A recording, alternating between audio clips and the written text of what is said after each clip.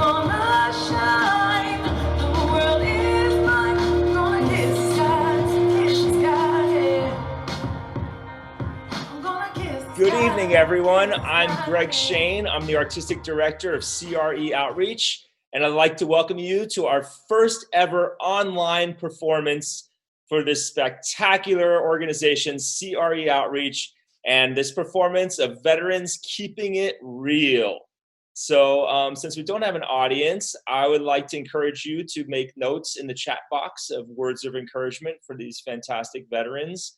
And CRE Outreach is a nonprofit organization that works with at-risk youth, military veterans, and individuals of all different disabilities to use the performing arts to change their lives. And that's what you're about to see tonight. Veterans Empowerment Theater. These brave men and women who served our country are putting their stories, their hearts on the line tonight for your entertainment. I think you're truly in for a special treat, and you'll be touched by all of their moving words. So I'd like to open up. The first performer is truly a remarkable woman. She served in the military, and her name is Asia Davis. She was in the Air Force, Master Sergeant, served in the military for 8 years. And what she's about to say, I think you'll remember later on tonight and tomorrow and for the next couple weeks, because she has such words of importance, encouragement, and understanding. And I really hope you enjoy Asia Davis's performance. Ladies and gentlemen, I give you Asia Davis. Hello. I wrote a poem monologue. It's called A Seat at the Table. I hope you like it.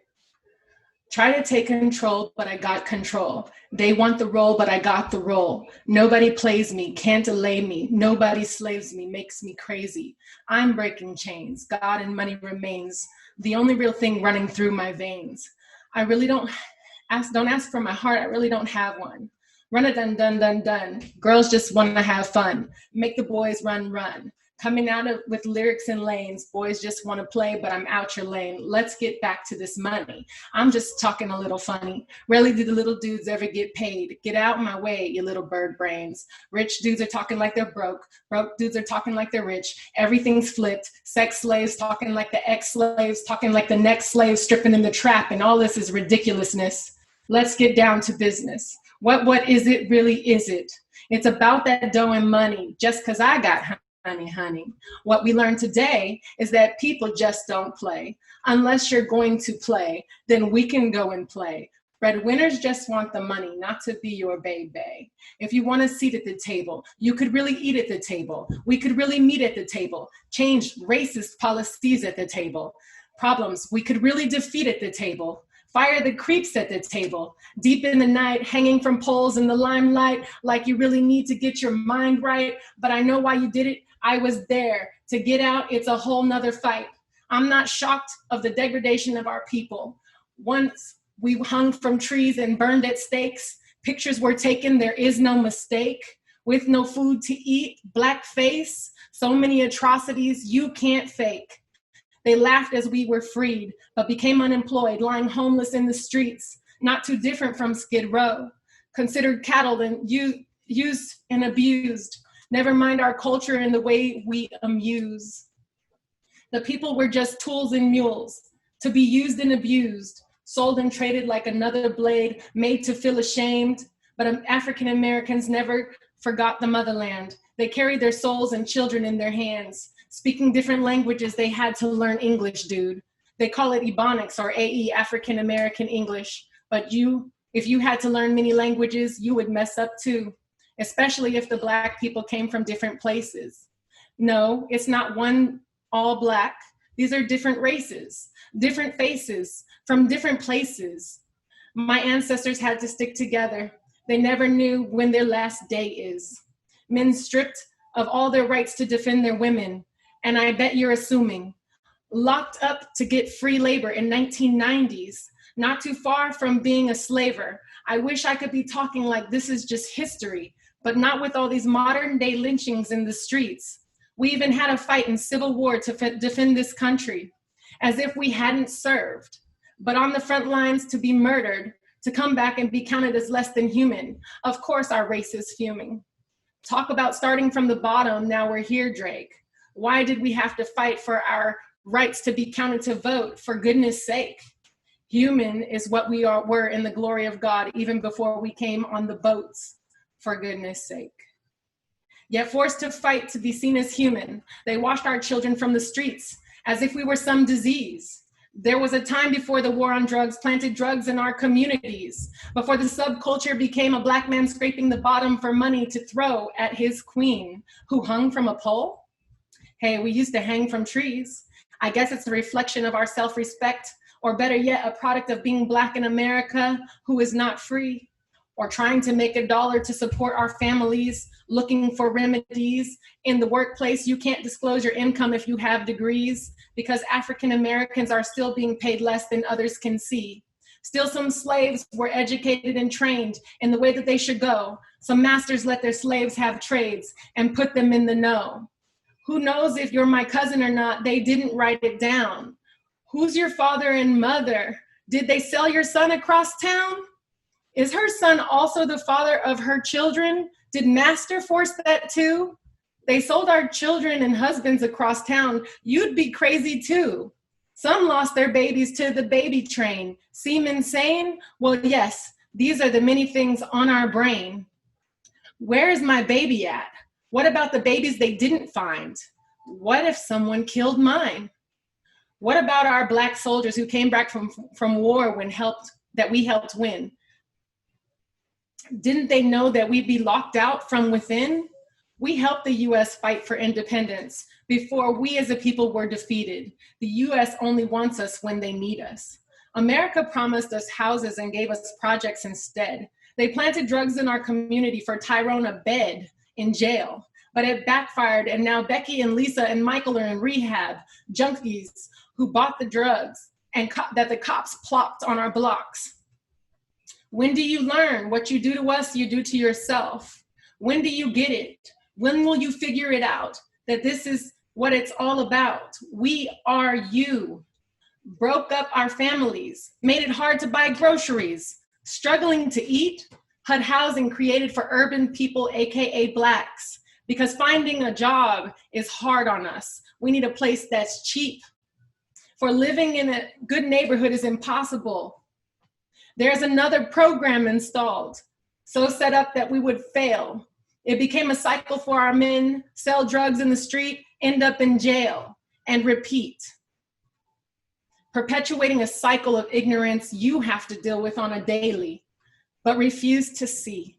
Don't complain. These people are only doing back to you what has been done to them. From you, they have learned. Ignorant Black people are the product of oppression. Imagine if we were all educated then. How many competent people would you see? Wouldn't that create a better country, a better economy? These are the few Blacks that got lost between the cracks.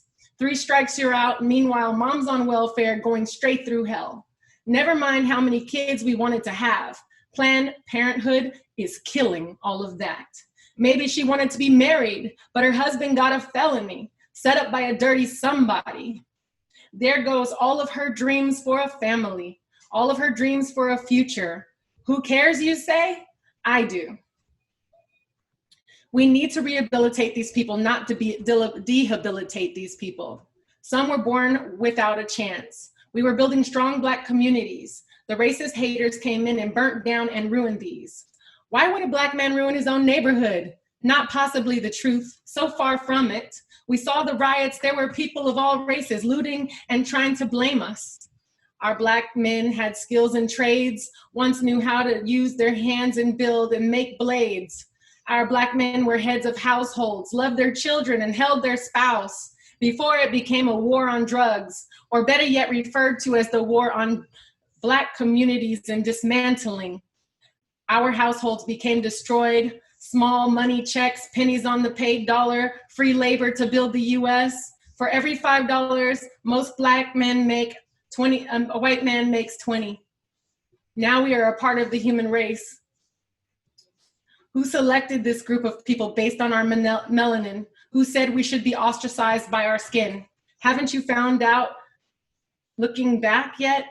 In the rearview mirror, hindsight is 2020. And I think it's funny. My mama is Irish and German, and my daddy was Senegal, African, and Black Jew. My color and hue mixed like them too. My son Tyler, Cuban Spanish, but looking black. My son Aiden, Cuban, but looking light. White might be right, but being different and not being white is definitely all right. So my genetics is not white or black. That's a fairy tale. Black and white absent is the absence of color. White and black is not actually a color on the color scale. At least Ancestry.com got more specific with the surveys. Or on a job, an application that's trying to hire me. But first they must know if I'm black on my application. They only hire a few of the lightest skinned blacks for affirmation. They turn around and fire me just to destroy my credit. I've had it. We come from tribes. We have come from nations. We are all about human relations. And so when I pull up a seat to eat with my family, it doesn't matter if that day you can't stand me. Erase my identity when my ancestors became slaves. Follow the math here. Mathematics is A plus B equals C, simple logic. King Solomon had the greatest economy. The Jews were stolen to build up Pharaoh's kingdom from Solomon. Israelite Jews had many skills and knowledge. They were, as the Bible states, the chosen people. Jews migrated through Africa, creating families and Afrocentric bloodlines. Jews had a great affinity for Africans and were not on the sidelines. The Afrocentric Jews were stolen and enslaved in America. One drop of Jew blood made us the chosen people. It's not hysteria. God promised his Jews he'd never leave nor forsake us. No matter what our skin, that he'd always take us. The promise of God from Genesis to Revelations, by the highest authority, God's actual declarations. He promised us nations. He delivered us from slavery in Egypt, parted seas, and didn't keep it secret. Plans to prosper us and not to harm us, to give us hope in a future. Our God told us to love one another, but we fight amongst ourselves and push ourselves further apart than coming together. Pride comes before the fall. No one said not to have healthy pride. No one said not to have no pride at all. I'm proud of my accomplishments. I'm proud of my heritage. We are made in God's image, but my pride is not extreme. Not so extreme, white supremacy and black supremacy. Feel good about yourselves and all that you have done, but make sure your pride does not kill a one. I am meek and mild, not the type to kill a child. My parents were black and white and strong, not with extremist pride that would kill us all. Remember, pride comes before the fall. Let us reach our goals. We did not come to America to run it. We came to free our souls.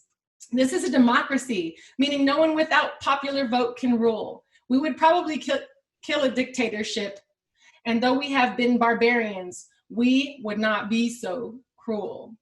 What we need is programs to stimulate our minds so we can contribute to the economy, leaving none of our brothers behind. Let us build our cities and nations in this land, as we did for Pharaoh and Solomon in the US so many times before. We built the greatest economies twice already, and Trump wants that too and more. But we can't do this alone. We need me and you. So do look at me like I'm your brother and sister and love me with this affinity too. Walk with one another, hand in hand. That's the remedy, dude. Understand there are deep hurts and pains that you want to understand in me. Imagine if you're on your only Disney movie, Princess and the Frog, about a Hispanic, not a black man, who turns into a frog for the whole movie. They couldn't stand to see a black man cartoon for a whole movie. Those frogs sat on logs in swamps, and they were friends of bugs. Then at the end of the movie, the black princess gets a palace that's a restaurant, and she serves food at it. Not a palace like a King Solomon or a Nefertiti, and she's still the help? And I'm supposed to be overjoyed at this most racist movie? This is what America thinks of us? We can't even get a cartoon that gives our people dignity. Some people can't even see. It's so humiliating. It's what they did to the Jews before the Holocaust. Propaganda made them kill the people who look like rodents in whiskers and gave them the right to kill them. History is learned so it doesn't repeat itself. My story might be hard to listen to, my brother. I just need a hand to hold and help me through it. Take away your fear in me. Open your ear for me. realize these are just lies you're being told. Someone is trying to reach you. Someone is trying to teach you how to treat me wrong, and I won't allow it. I know you're aware of what's going on. I wonder if you want me to die. Your strength might help me through this if you're really a friend, but I don't know who to trust anymore, or if you're my sister and brother. See, propaganda puts me in a dangerous situation. If we could speak the same language, we could build a tower to Babel in affinity. If we could work through our differences, we could all stand tall. We could be proud of this country with all of its diversity. Lady Liberty, was not she the point that we were supposed to all be free? Yeah, you and me. Or was that just meant for you, not me? This is our moment of honesty. If you belong to the streets, go home and clean and wash your feet. God made us to be holy and to be clean. And he made a way out of this mess for all of us to see. Yes, it's hard to see you smile at me while you drive your latest car and I walk on my feet, when I know that your inheritance came from my ancestors' history. When I can barely eat, but you get to travel to the country my family is from. And I'm so busy trying to overcome the systemic racism system that I can't even come. I'm not jealous, I'm just mad at all the things I never had, the things I feel I'll never get, because you won't let me forget that I'm Black in America. So we are going to need to wash our hands before we take a seat at the table where we will discuss what is going on between us and what it needs to be. A house that is divided cannot stand. There's looking like a broken lamb in the presence of wolves. Other countries who would love to devour the United States, would love to prove us wrong and spit in our face. How would you feel if we were ruled by China, a communist country? Oh yeah, let me remind you, no longer capitalism. I guess we should put our differences behind us. The only way that we can get that done is not by breaking one more promise. Reparations to Black communities. That's the only way we can heal us. Broken promise number 1, 40 acres and a mule. Broken promise number 2, returning home from war and promises of a house, but we got sent to the projects instead. No more broken promises, no sorry you missed it. Don't you understand the United States is a body of misfits? The Black people are the strength in the soul, and if the soul is broken, then there is no hope. And without hope, there is no faith. To rise up and be a great nation with a broken soul, it's impossible. But God said, with him, all things are possible. And these are the chosen people who have been used and abused, left in the dark and completely screwed. Turn the lights on, bring the light to the dark, shine the light on the people who are already bruised and scarred. Their descendants were indoctrinated too. They're going to need a floater too. Reparations to all of them, they are human, no matter what you think you're doing. That's where we should start again. We give them a seat at the table to strengthen our human race. In America, these same people's ancestors built the great economy for King Solomon. Together, we can do it again. What is going on between us? We want to know how we can heal. Deal with the original sin, face it, and heal us from within. This will be the Achilles foot, or this, if we don't heal this, it will surely get worse. You will find we're not too much different than you. I laugh when you think we're from another universe. God, good enough to share our talents, but not good enough to hang out with you. God forbid the races see you with us. We're not filthy secrets. We're actually very clean, and we are among you, even though you act like you can't see us. The same people who make your companies great, but are not good enough to eat at the table and come over for holidays. What are you afraid of, that we might be more like you than in every other human race? Oh, because we are a human race. We don't care about your race color-wise. Our families were already mixed from slavery, and we're not colorblind. We see you for who you really are, a really cool dude. Maybe if you open your eyes and you want to see, you might see our colors too, but not so much you ostracize the fact that we're brown, but just enough to love us and act like we're a part of the town. Get over your issues, as we all have to get over ours too. We got to go through the hard things to get to the good things. It starts not only with the heart, but in the mind. How do we improve things if we're getting left behind? We have to change. We have to make this world a better place, or we will be the reason why we stay deranged. America is wounded in our area of Blacks. In the armor, you can clearly see the cracks. When you have a wound, you speak to a doctor. Healing begins with a remedy, and the solution is affinity. You see, Europe vomited on American soil. In other words, the scum of immigration was lacerated in our soil. We all came here to beautiful America, fleeing persecution, prosecution, and toils. None of us are native, but the Native Americans to this soil. Descendants of immigrants, we are all immigrants, even with our birth certificates. Physically, culturally, and politically illiterate. We create barriers, but fail to realize that what we do to them, we do to ourselves in our very own lives. And what is it? It's our own demise. We are connected, you and I. When will you realize we can change this sin? Only when we can begin. You cannot change another. It starts with you from within. So we all have to have a seat at the table that has not been sat at yet. America could be one power, save everyone so we can learn from everyone that once we tried to devour. And maybe everything one day could all be ours. All for one and all and one for all. Now we're a country that is divided. We are a mirror of all nations and religions, and now we're being one-sided. A sounding board for the world without exclusions, to lead by example and don't follow the blind. Let us be together, and even if we lead from behind, we can't change the world if we do not come together. But first, my friends, in order to be stable, everyone needs to be able to have a seat at the table. Thank you.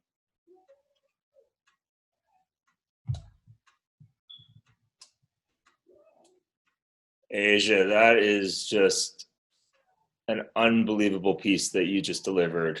I'm so moved. I think everyone on this part of the show was so moved. And I noticed there even a couple times that you kind of lost your breath a little bit.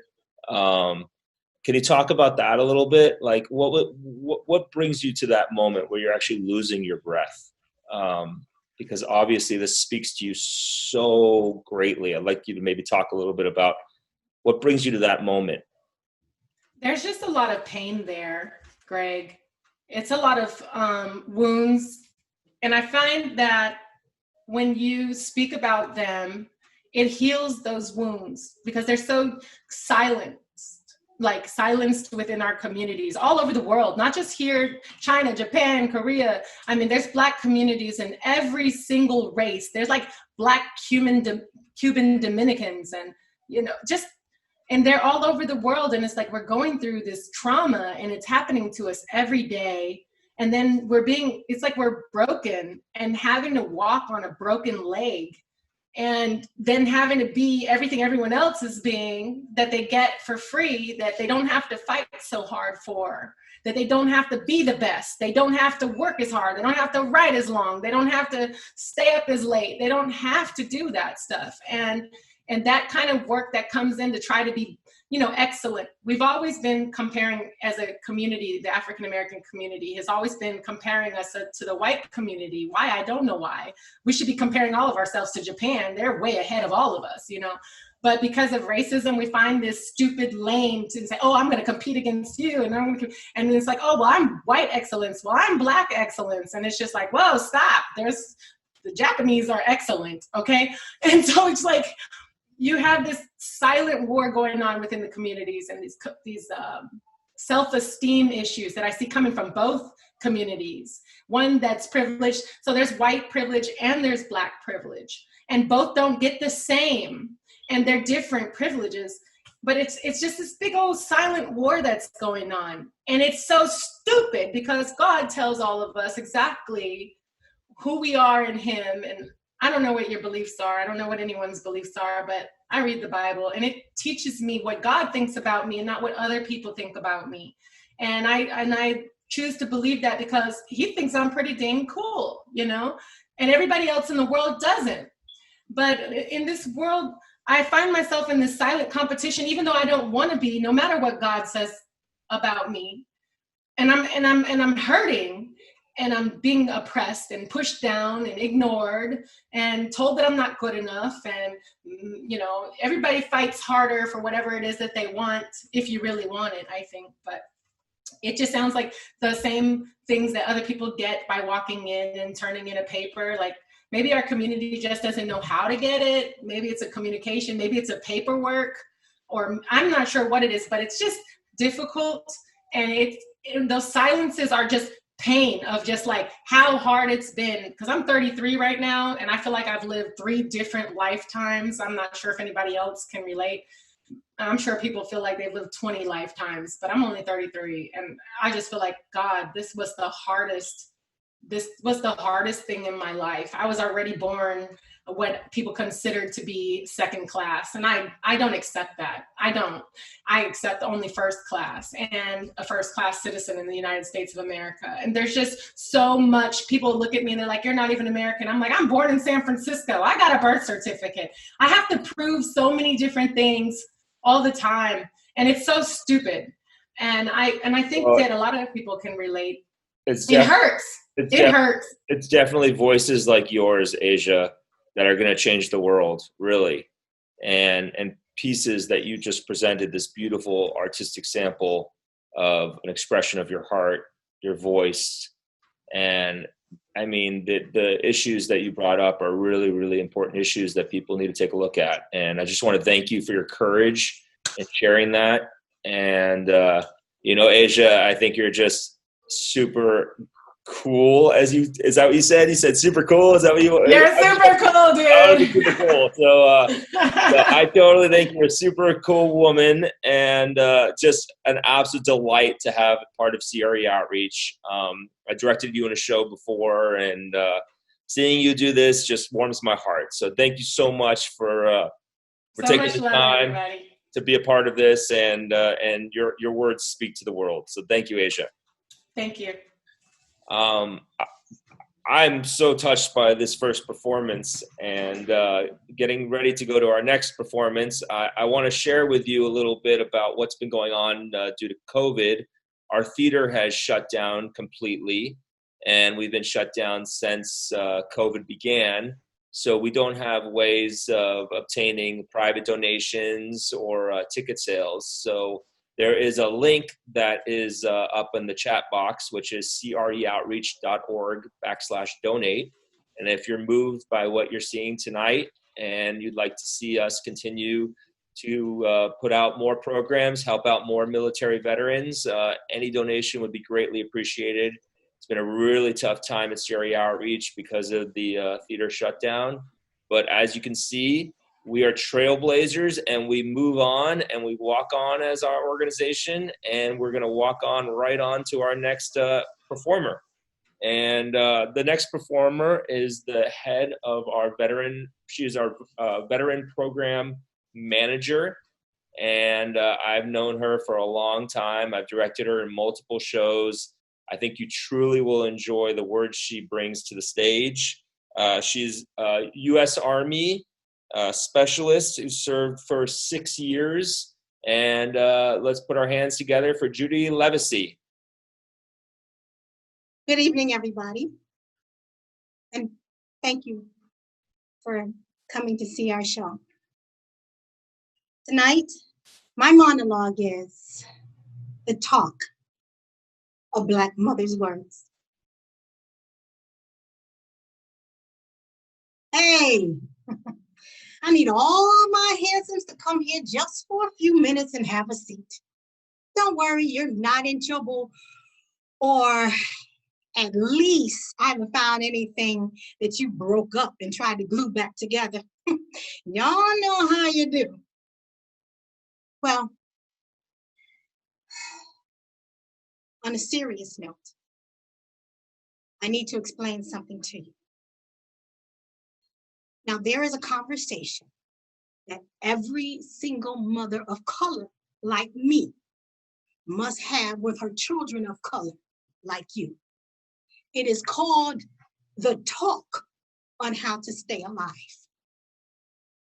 Unfortunately, it is imperative, a must, and a requirement in raising you in order to make sure you stay alive when you are stopped by any racist officer, because you will get stopped. Whether you're just walking down the street, which we call WWB, walking while black. You can be playing outside with your friends. That's PWB. In a store.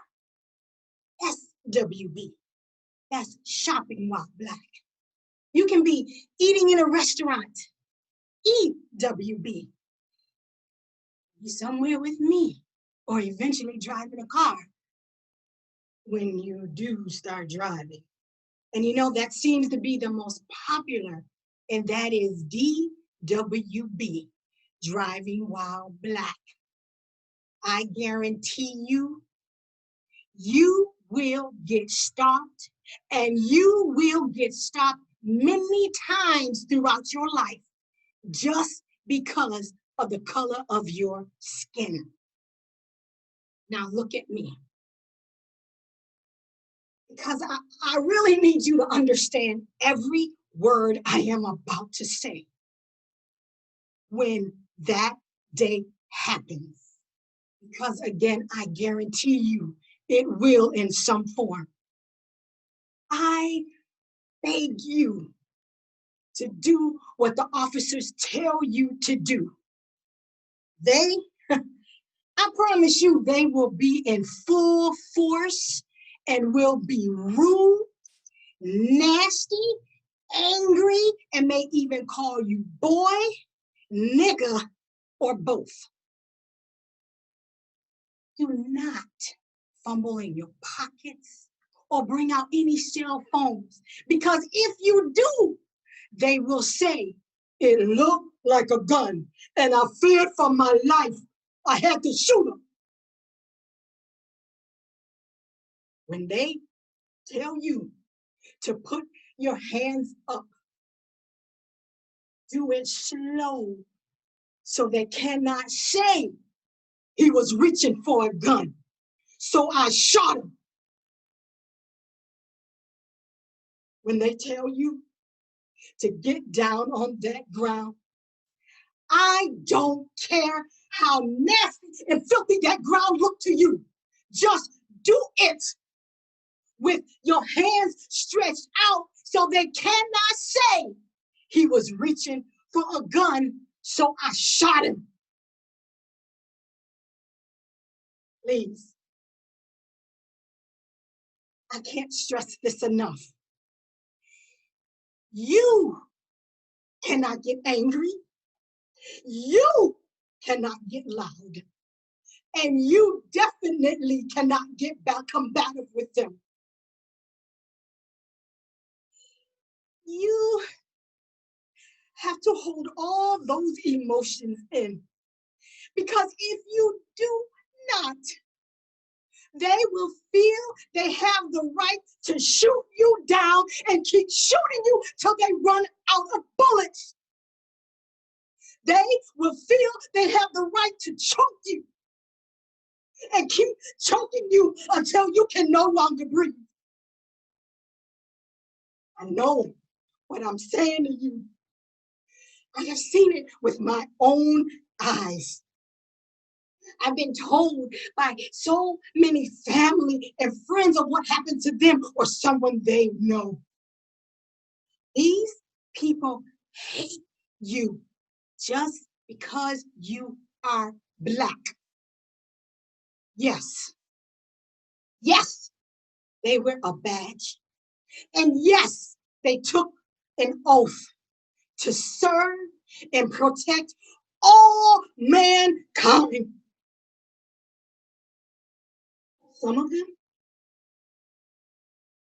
Some of them hide behind those badges just to kill Black people because they know they can get away with it.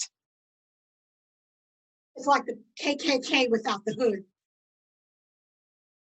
They want to control you. So if they find anything to label you as a juvenile, then you will have a record which they can build upon. And the next thing you know, you are in prison for something they conjured up. This is what they do to Black people, young and old alike. Another thing, there are people who will walk away from you or will cross the street when they see you coming. There are females who will hold their purses tighter when you walk past them. There are some people who will even get off an elevator when you get on it.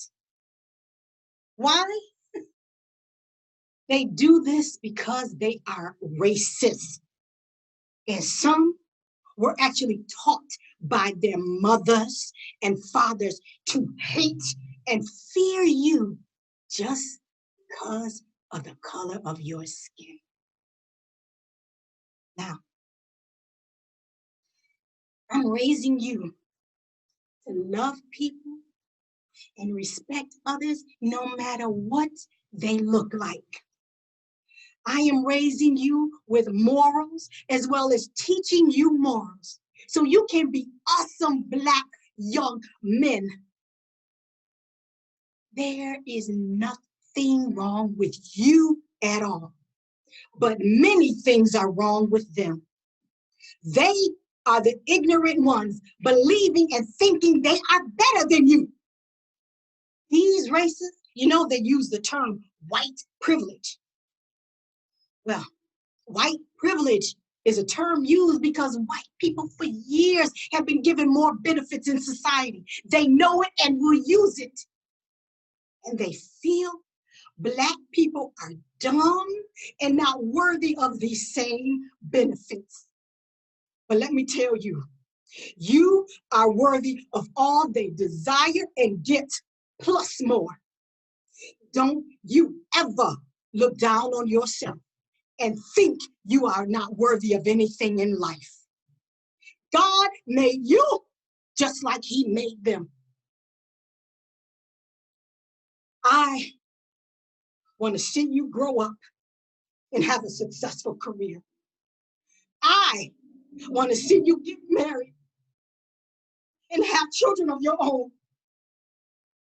I want to see you come back home to me, alive and well, just like the way you left out that door. Your Black lives matter, not just to me, but to God and the rest of this world. Do you understand me? I hope so. Thank you. Wow. Judy, you want to just take a moment to breathe a little bit, get your composure? That was a lot. That was a lot of heartfelt feelings. Whew. Well, first, I want to thank you for your courage and sharing something that is really, really difficult to talk about. And you expressed it with such beautiful grace and just honesty and a way that people really, I think, heard you. You couldn't see all the comments in the board, but people were talking about how on point this was, how they could all relate to your story, how people just thought it was an awesome performance. And I mean, it was really, really a special moment in CRE outreach history. You doing that piece. I want to ask you about, why did you feel that this was so important to build your monologue around? Because I know you personally, and I know you've had so many different issues and challenges and obstacles that you faced in your life. Why now? Why did you feel that this was the monologue that you chose, that you wanted to build it around? I chose to write this monologue. One main reason is because I have sons. And I know they're watching right now. I have sons, and down through the years, as they're growing, you have to continue to say something to them. Even now, I still say things to them and have conversations with them, Because if you look out in the world today, here in, mainly in the US, there's so many of us that are being killed, that are being shot down in the street just because of the color of our skin. And it seemed like people, these officers are getting away with it. And I feel it became more prominent, it became, like I said, more prominent, and officers now feel like they can get away with it because, I'm not trying to go political, but because of what's in the White House. There's so much racism, and I honestly believe these are people that has always had it in them, but they were too scared to come out and say anything. But when you have somebody 45 that thinks that it's okay and make comments, they're going to say something. There's not a day now that goes by and you watch the news and you see people of color being killed in the street, being shot down. They can be home, they can be in a restaurant, someone will call the police on them. It happens. And that's why I feel that I needed to write this monologue, because there is something called the talk that people of color have with their children. And I don't mind sharing my monologue with someone, because there's people that don't know how to say it or don't know what to say. But when you hit on the different points, such as what I have done, I feel like my monologue is just not for me. I feel like I can share my monologue with someone else out there, because I don't feel you need to be a person of color to save somebody else's life. You should be able to, if you see a child of color and you want to talk to them and tell them, it doesn't matter what color you are, you should be able to move forward and do that. So I wanted to say this because I know there are people on different backgrounds and races that are on watching us right now. And if I can just help somebody, then my living is not in vain. I want to say one thing about CRE. I've been with you guys now for four years, and working with you all is a pleasure. I have never ever felt any racism, any racist remarks. Nothing has ever been said by anybody in your organization. And I'm happy.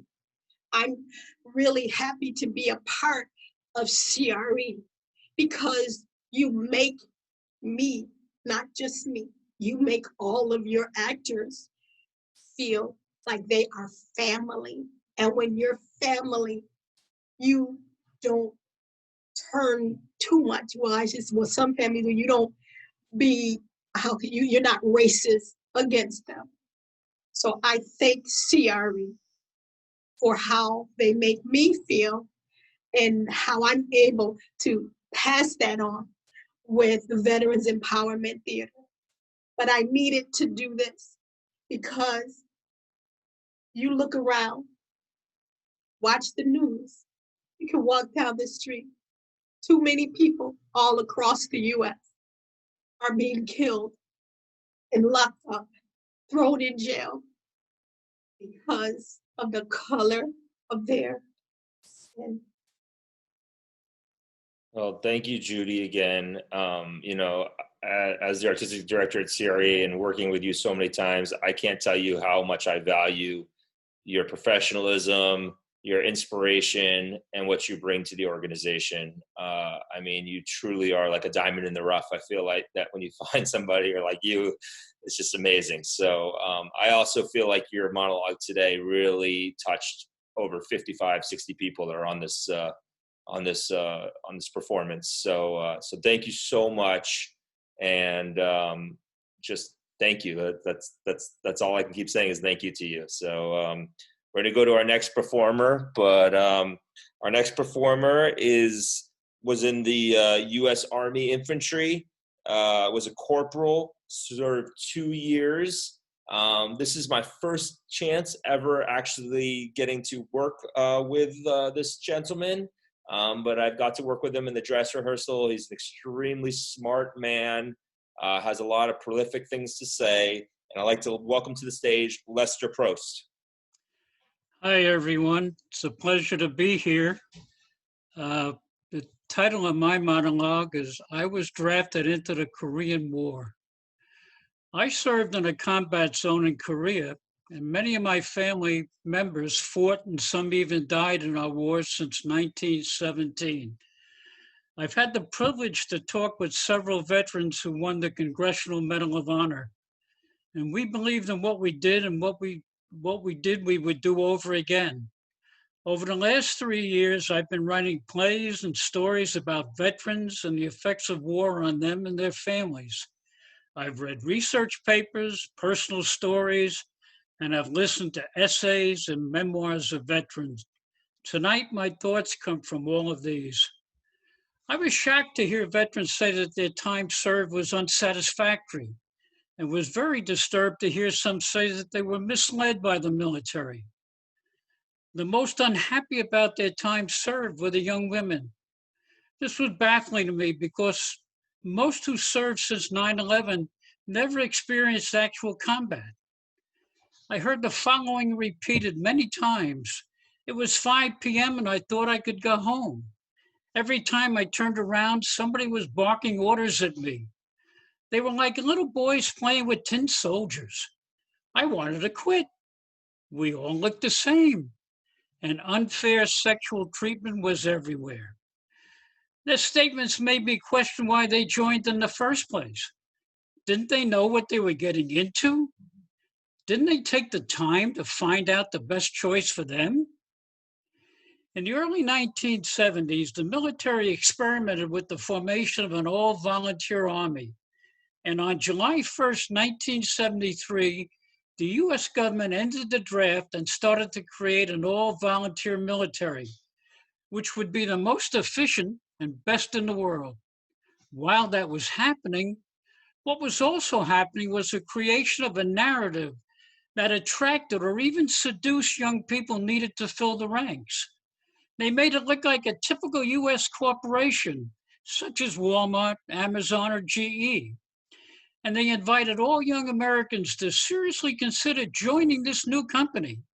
They spent large sums of money on elaborate marketing and sales promotion for TV, radio, and the internet to make this new company as attractive or even more attractive and prestigious than the rest. They used all of Madison Avenue's flair and fire to sell their company. And how about that patriotic music? Not only could you be a patriot and get a great education, you could enjoy a long and respected career. It's still everywhere today. Join the Navy, see the world. Choose a skill and we'll teach you how. Who could resist?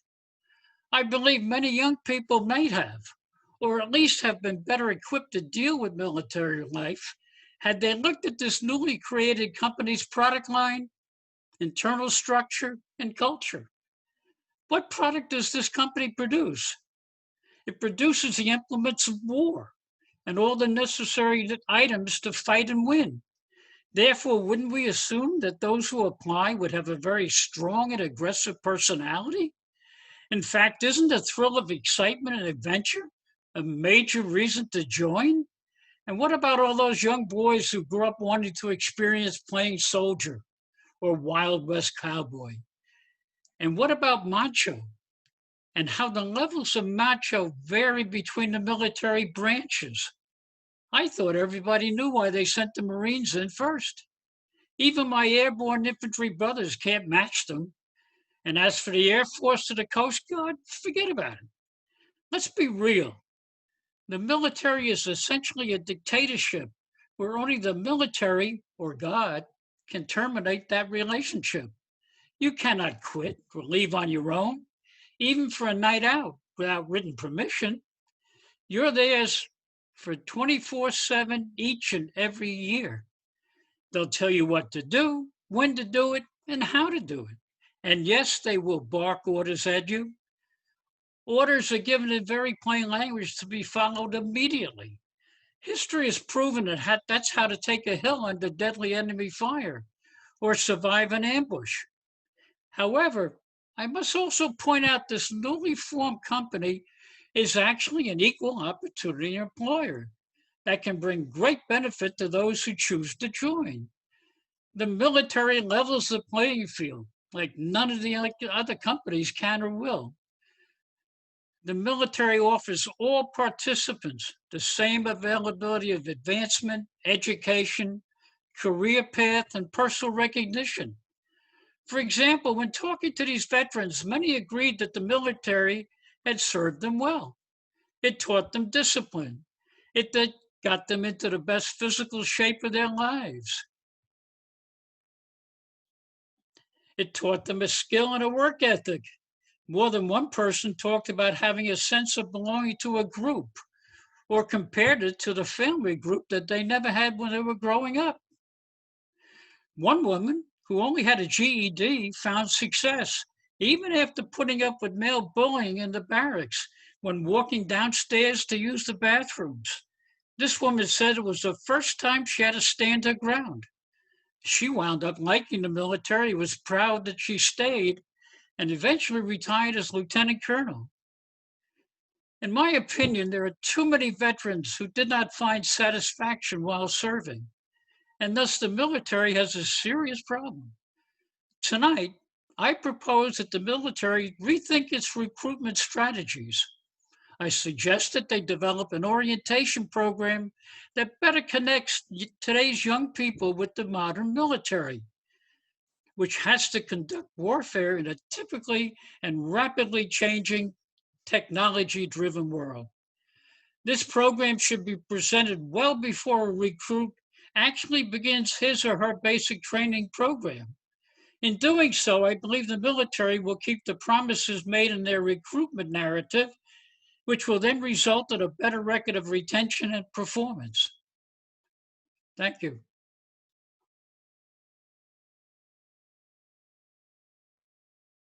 Thank you, Lester. Thank you for those words. I wanted to ask you, I think it's actually a really interesting topic that you bring up that until I heard it, the dress rehearsal, I never thought of it. The idea of this orientation, recruitment strategy. How did you come to this idea? What brought you to that? Where did the inspiration come from? Well, it came from personal experience of myself, for example. When we went to war back in 1953, it was a whole different atmosphere.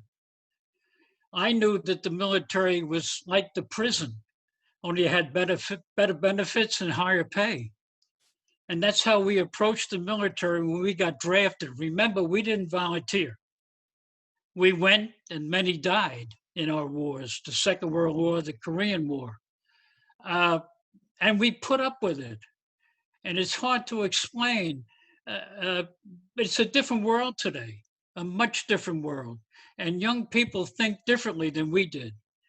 And so the people that I've interviewed, that the women I've talked to especially, I don't think they understood what they were getting into. I really don't. I think that perhaps somebody who joined the Marines maybe would have done much better in the Air Force if they had known more about the atmosphere of what they were dealing with. And I know one thing for sure, in my own particular case, it turned my life around.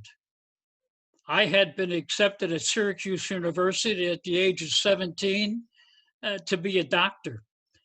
That didn't fit well with me, and by the age of 20, I was on the front lines of Korea because I was drafted. And in Korea, I got to the front lines of Korea And I realized that this really wasn't a place I wanted to be. And I sat down, I actually wrote a letter to NYU. And I said, please, if I get back in Korea, please take me back into college. I must improve my status in life. And luckily I got back. I got an engineering degree and I had a successful business career. And today I write.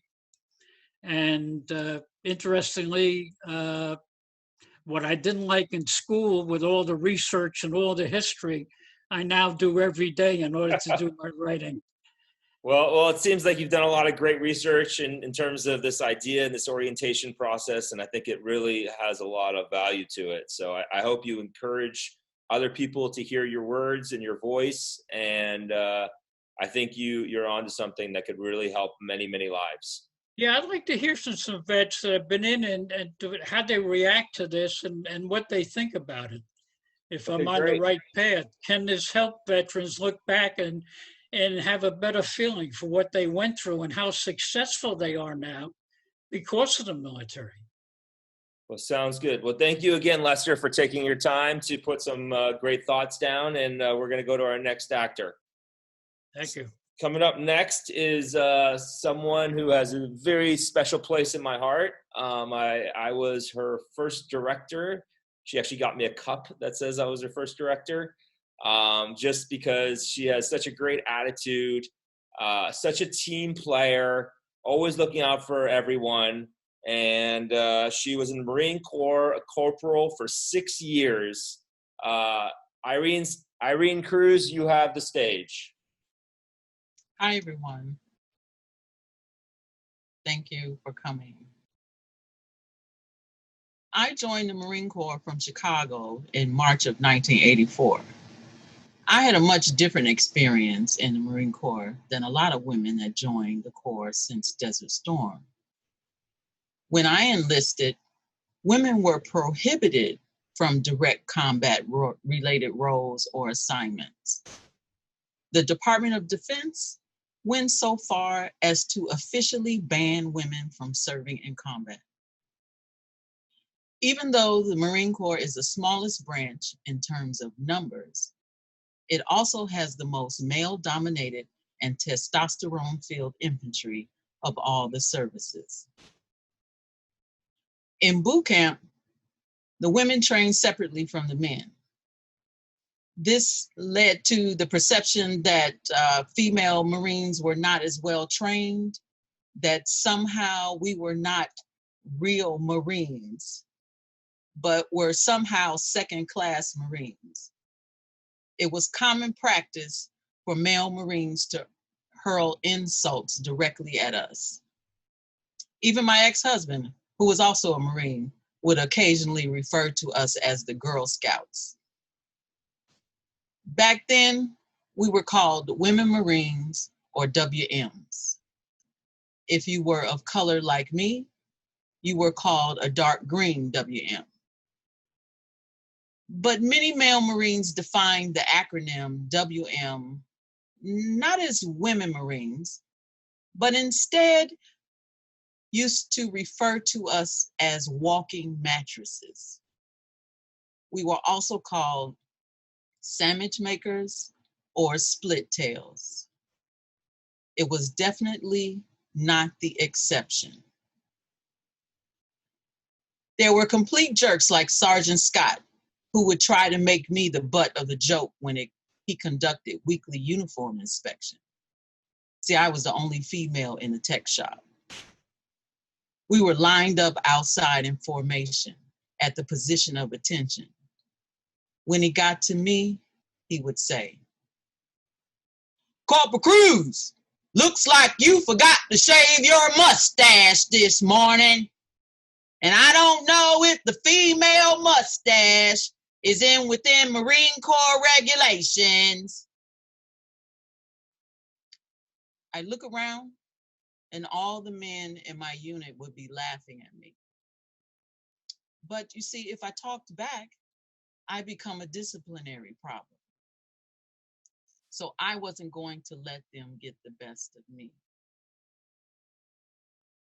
The Marine Corps, or Uncle Sam's misguided children, as we sometimes called ourselves, that's a long story, is the most physically demanding branch of the military and the one with the smallest number of female members. As a woman, you pushed past limits you didn't know you had. I had to work twice as hard and constantly prove myself over and over in order not to be labeled a girl.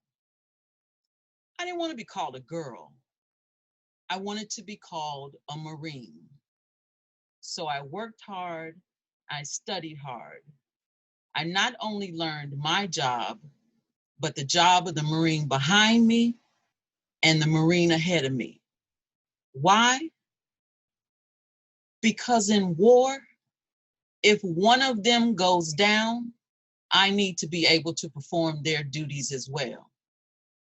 And baby, there will always be war. The Marine Corps taught me 3 core values that I carry to this day: honor, courage, and commitment. Even with everything that happened, I still don't regret joining the Marine Corps. It gave me strength, confidence, and taught me to stay and persevere even though I didn't feel wanted, because I was there to be a Marine and serve my country. I was the best air traffic control communications technician that I could be. Wonder if anyone in my unit ever beat my score on the NCO exam. I had the highest score ever at the time I took the test. But transitioning back to civilian life, now that was tough. I didn't want to talk to or be social with people. I had to tear down walls that I built in the Corps, walls that I put up to protect me. I had to remember and learn how to be myself again, how to be the person I was before I signed on the dotted line. When I had my exit interview from the military, I was asked, "What are you going to do now?" As if my life was over. I said, if Uncle Sam can spend $250,000 training me to be one of a handful of micro component repair technicians that work on radios, radars, and black boxes and helicopters, I can do anything I damn well please. Now, since the military, I've held a number of jobs and accomplished a few things along the way. I was a structural mechanic building MD-11 airplanes at McDonnell Douglas, a database manager for the Women's Economic Development Corporation. I was featured in the Los Angeles Business Journal as a home-based business entrepreneur. I have hosted and produced a public access television show titled Women's Council in Action. I was interviewed on Amazon City Radio as a panelist for the 1997 MAC Fair's first conference on women breaking the technology barrier.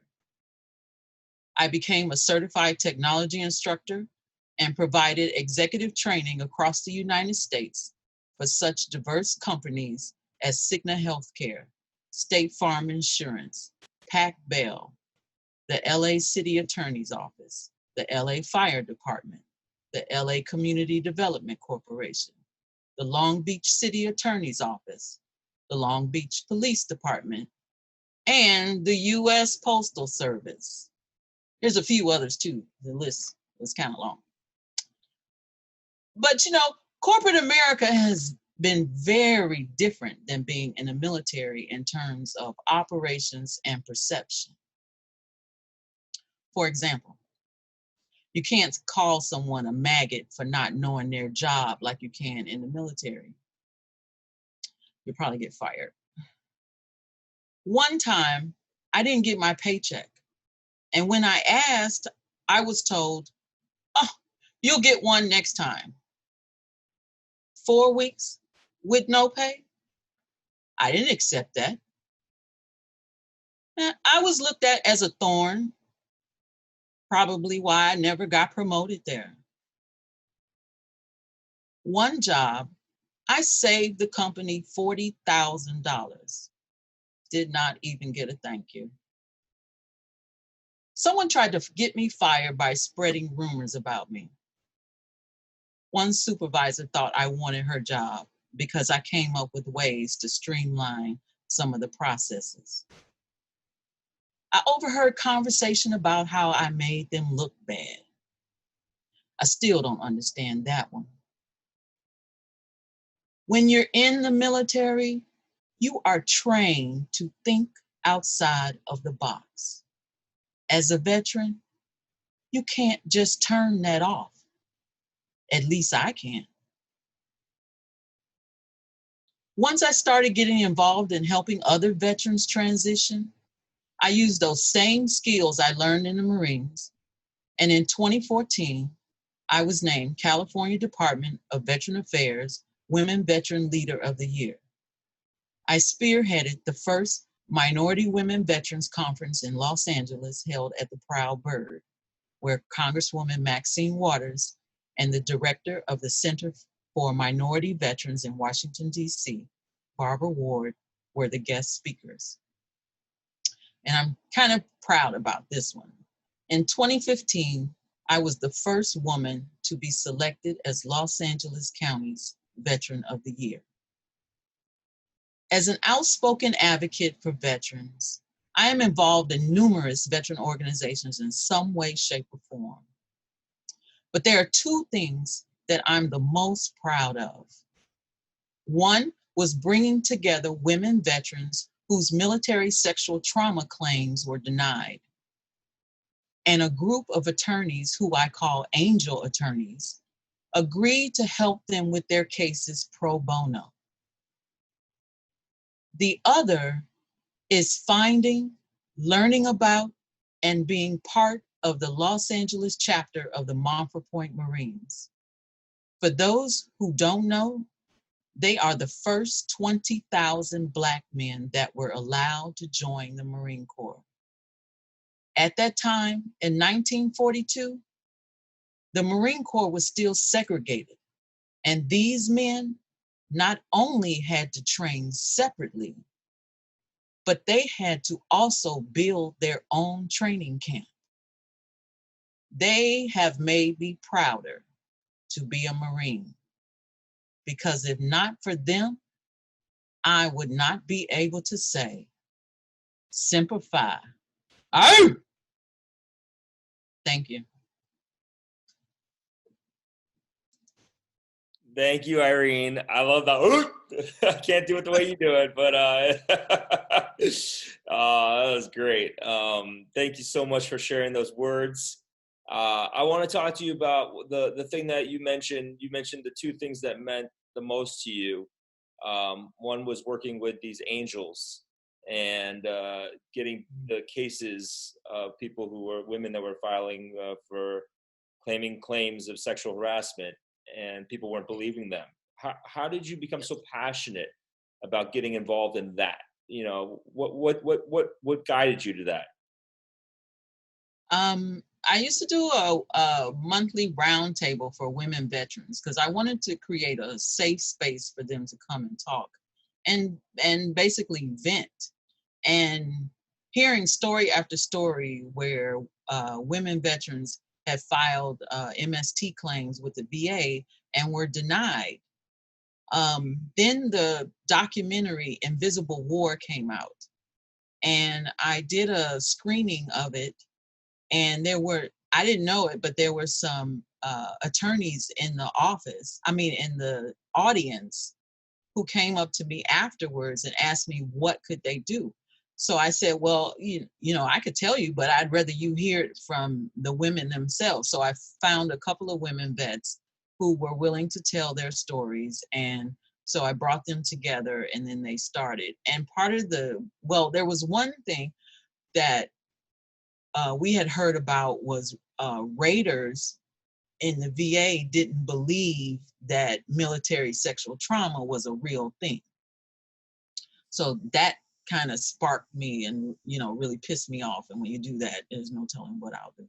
But that's what got me started in that whole journey. And they're still doing it to this day. And how many women are you working with, just to get an idea of how many lives you're really making a difference in? What's the number roughly that you're working with? Greg, I don't know. Okay. I have no idea. For me, it's just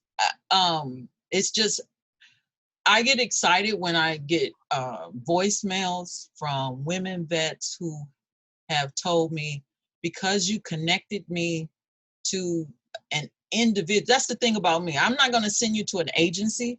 I'm going to send you to an individual who I feel knows what they're talking about and knows how to do their job, because that's very important to me. Absolutely. And when I get messages saying somebody's been fighting for 10 years to get their claim through, and 30 days later, after this introduction, their claim gets approved. So that's what drives me. That's amazing. Well, Irene, you're truly an inspiration. We're so grateful to have you in Veterans Empowerment Theater. And I just want to thank you for having the courage to share your voice, your words, your heart with everyone today. And thank you. Can I say one more thing, Greg? Absolutely. The other thing that I'm really excited about is what I was talking about, the Montford Point Marines. And there are a few of them that are listening. I saw their names in the chat room. Hi. All right. Say hi to them. All right. Well, thank you, Irene, for a wonderful performance. So that is getting ready to conclude our first ever performance online at CRE Outreach. I want to remind you again of the donate button. It's creoutreach.org/donate. It's in the chat box. Anything would be greatly appreciated. It's really tough times right now. All our shows are down, no ticket sales, no theaters, not open, but we're moving forward. Again, thank you so much for coming and being a part of our first ever performance. I want to let you know that there will be more of these to come. Our next one will be with Rex and Friends. It will be musicians of all different disabilities, and stay tuned for that. And then we will bring out a production of Theater by the Blind. So we have lots of great performances on their way. And once again, the final time for the donate button is creoutreach.org/donate. Have a wonderful night, everyone.